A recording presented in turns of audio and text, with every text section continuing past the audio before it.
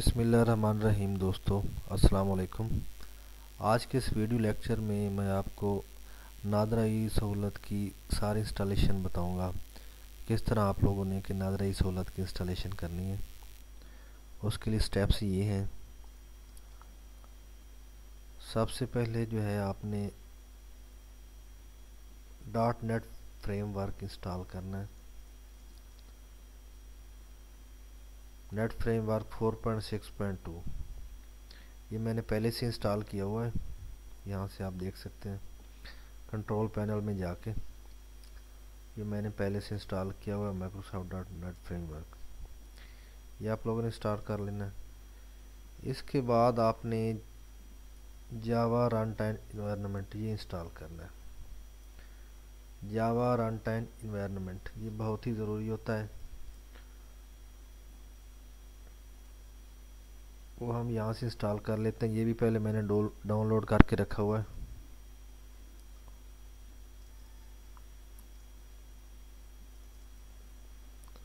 ये आपके सामने इंस्टॉल हो रहा है।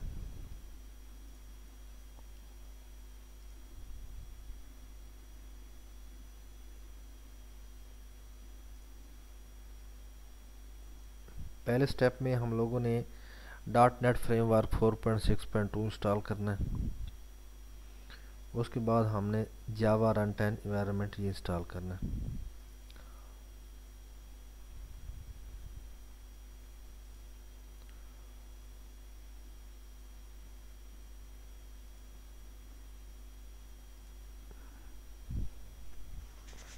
ठीक है जी। अभी हमारा जावा रन टाइम इन्वायरमेंट इंस्टॉल हो रहा है। यहाँ पे इंस्टॉल पे हम क्लिक कर देंगे।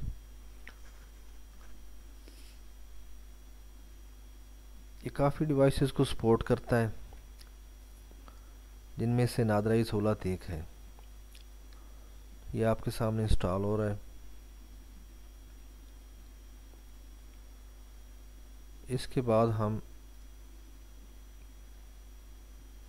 नादरा ई सहूलत की जो पैक मैंने नेट से डाउनलोड किए हैं नादरा ई सहूलत की वेबसाइट से, वो हम इंस्टॉल करेंगे।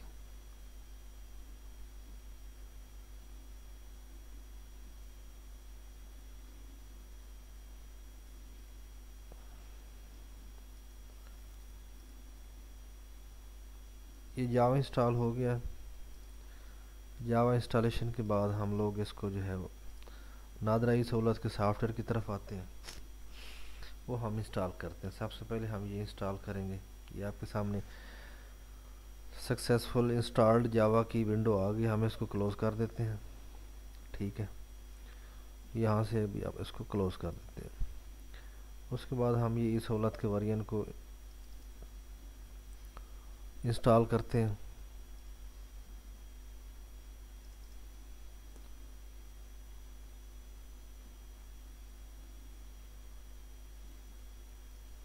इंस्टॉलेशन हो रही है। यहाँ पे हमने इसका कीवर्ड देना है। यहाँ पे कीवर्ड दे दिया, पासवर्ड दे दिया, जो कि नादरा ने आपको दिया होता है। उसके बाद आपने ओके कर देना। ये नादरा ई सहूलत की इंस्टॉलेशन भी हो रही है।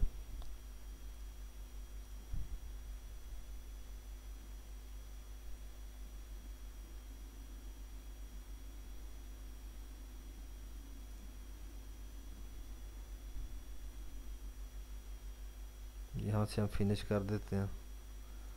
तो नादरा ई सहूलत का एक स्टेप जो है ना 1.1.4.1 ये इंस्टॉल हो गया। इसको हम क्लोज़ कर देते हैं। हमारे पास एक और वर्जन भी मौजूद है 1.1.4.6, ये भी हम इंस्टॉल कर लेते हैं। और ये वर्जन जो है हमारे पास किस लिए है, ये पैलोरा सॉफ्टवेयर की पैचिंग के लिए है, जिसके ज़रिए से हम फरदात निकाल सकते हैं। ये न्यू फीचर्स हैं इसमें। यहाँ पे इसका जो है पासकोड दे देते हैं जो नादरा ने दिया होता है। ठीक है जी। वो कहता है ये अपग्रेड कर देगा। आप कहते हैं हाँ जी ठीक है जी, हम इसको अपग्रेड करना चाहते हैं जी। ठीक है जी। ये जो पहले हमने इंस्टॉल किया उसको अपग्रेड कर रहा है। ठीक होगा जी। ये इसको अपग्रेड कर दिया, यहाँ से हमने इसको क्लोज कर देते हैं। उसके बाद हमने क्या करना है जी, हमारी जो कीज़ हैं हमें दी हुई हैं नादरा ने, हम इसको कॉपी कर लेते हैं। ये वही कीज़ होती हैं जो कि इनको इस्तेमाल करते हुए हमारा सॉफ्टवेयर रजिस्टर्ड होता है। हमारे ये स्टेप हो गए, ये स्टेप भी इंस्टॉल हो गया, ये स्टेप भी इंस्टॉल हो गया, और ये बायोमेट्रिक जो है लेस पैकेट फीस कलेक्शन जो है 1.1.4.3 जो है ये हमारा अभी पेंडिंग है। उससे पहले जो है हम जो है ना वो जो नादरा कीज़ हैं वो यहाँ पे दे देते हैं। नादरा कीज़ आपने कहाँ पे देनी है, मैंने कॉपी की हुई है।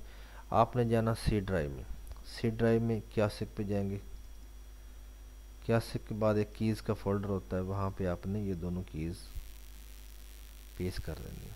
ठीक है, जब दोनों कीज़ पेस्ट करनी है तो इसको आपने यहाँ से क्लोज कर देना। उसके बाद आपने क्या करना, आरटीएफ को चेक करना है। ठीक है, ये आरटीएफ ठीक चल रहा है, ठीक है, आर्ट सेशन आईडी ठीक है, इसका मतलब ये है कि आपकी कनेक्टिविटी ठीक है, आपकी इंस्टॉलेशन ठीक हो गई है। उसके बाद आपने क्या करना है,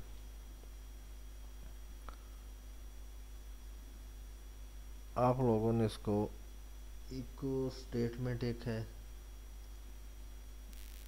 लॉन्च इको स्टेटमेंट है, आपने यहाँ से जो है वो जनरेट करनी है की, जो कि रजिस्टर्ड करवानी है। यहाँ से हम क्लिक करेंगे, प्रेस एनी की टू कंटिन्यू, हम कोई की प्रेस करेंगे तो ये हमारी सिस्टम आईडी आ गई। तो ये सिस्टम आईडी है जो कि हमने सीएमएस पे जाके इसको रजिस्टर्ड करना है।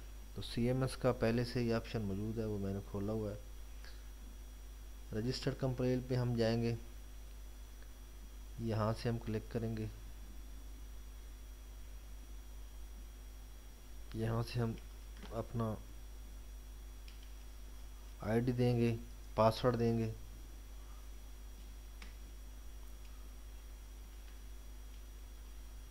ठीक है जी, आईडी पासवर्ड देने के बाद हम जो है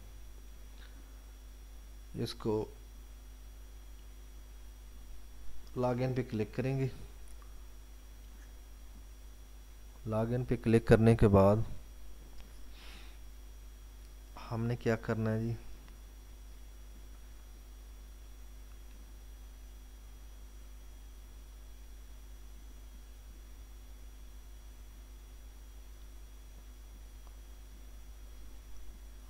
ये डैशबोर्ड हमारा बिल्कुल क्लियर आ रहा है। रजिस्टर कंप्लेंट पे जाएंगे, सेलेक्ट करेंगे कौन सी कंपनी है जी हमारे पास, क्या है जी, ये टेक्निकल है या ऑपरेशनल है, हम टेक्निकल पे क्लिक कर देते हैं।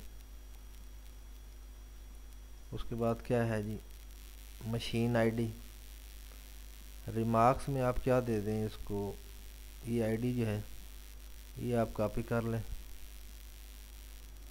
ठीक है, ये कॉपी करने के बाद रिमार्क्स में भी आप यही दे दें। ठीक है, कॉल बैक नंबर कौन सा आप दे सकते हैं भाई, ये 0301 दे दें, 710 83 28 ये दे दें। ये आप कोई भी कॉल बैक नंबर, कोई फ़ाइल आप दे सकते हैं यहाँ पे। ये वही फ़ाइल है जो कि हमने अभी की हुई है, ये हमारे सिस्टम आईडी, ये फ़ाइल हमारे साथ हो गई। सिस्टम आईडी ठीक है, I am not a robot, यहाँ पे क्लिक करेंगे, वो कहता है भी आपने इसको क्लिक करना है।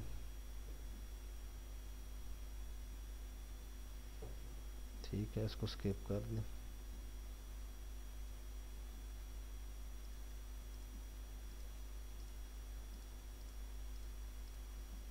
देखो कैप्चा होता है, ये हमें करना पड़ता है, पहले फीचर्स नहीं होते थे लेकिन अब ये हमें करने पड़ते हैं, ये वेरीफाई होंगे। उसके बाद कहते हैं